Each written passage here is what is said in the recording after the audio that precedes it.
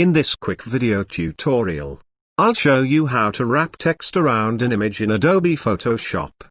Don't forget to subscribe to my channel, and make sure to watch the video till the end.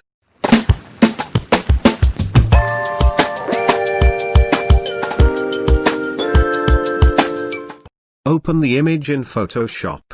First we will create margins, as a guideline to our text. Drag the rulers to create the margins.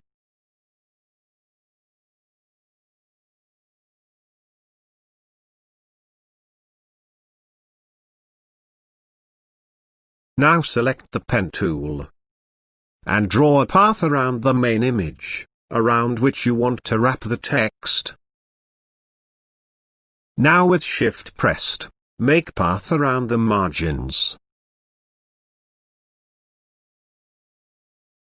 Before we proceed further, you can adjust the anchors as per your needs.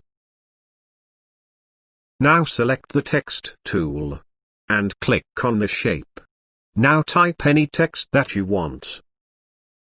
I am adding a dummy text for demonstration.